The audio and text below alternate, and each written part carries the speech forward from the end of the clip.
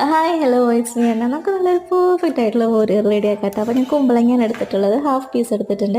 അതിനകത്തേക്ക് ഉപ്പും മഞ്ഞൾപ്പൊടി മുളക് പൊടി ഇട്ടിട്ട് വേവിക്കാൻ വയ്ക്കുക. ഒരുപാട് വെള്ളം ഒഴിക്കേണ്ട, ജസ്റ്റ് കുമ്പളങ്ങ ഒന്ന് പൊന്തി നിൽക്കൂലേ ആ ഒരു പരുവം മതിയിട്ടാ. എന്നിട്ട് ഒരു മുറി തേങ്ങ എടുക്കുക, അതിനകത്തേക്ക് 6 പച്ചമുളക്, 1 സ്പൂൺ നല്ല ജീരകം, ഉപ്പ്, മഞ്ഞൾപ്പൊടി ഇത്രയും ഇട്ടിട്ട് അതിനകത്തേക്ക് മോരാണ് കേട്ടോ ഞാൻ ഒഴിച്ചു കൊടുക്കുന്നത്. കട്ടിമോര് എന്ന് പറഞ്ഞിട്ട് കിട്ടില്ല, അതൊരു പാക്കറ്റ് ഫുൾ ഒഴിച്ചു കൊടുക്കുന്നുണ്ട്, വെള്ളം ഒഴിക്കുന്നില്ല.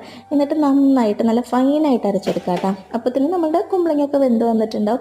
എന്നിട്ട് അതിനകത്തേക്ക് ഒഴിച്ചു കൊടുക്കുക. എന്നിട്ട് അത് ഒഴിച്ചു കൊടുക്കൂലേ, എന്നിട്ട് അതിന് ശേഷം തിളപ്പിക്കരുത്. നമ്മൾ തേങ്ങ അരച്ചൊഴിക്കണ ഒറ്റ കറികളും തിളപ്പിച്ചാൽ ടേസ്റ്റ് വരില്ല. അപ്പോൾ ജസ്റ്റ് ഒരു തിള വരുമ്പോൾ തന്നെ അത് ഓഫ് ചെയ്ത് വയ്ക്കുക. എന്നിട്ട് വെളിച്ചെണ്ണയിനകത്തേക്ക് കടുക്, കറിവേപ്പില, വറ്റൽമുളക് ഉണ്ടെങ്കിൽ നല്ലതാട്ടോ. എൻ്റെ കയ്യിൽ ഉണ്ടായില്ല, പിന്നെ ഞാൻ വാങ്ങിയില്ല കേട്ടോ. അപ്പോൾ അതും കൂടി ഇട്ടിട്ട് കടുക് പൊട്ടിച്ചിട്ട് അതിനകത്തേക്ക് ഒഴിക്കുക.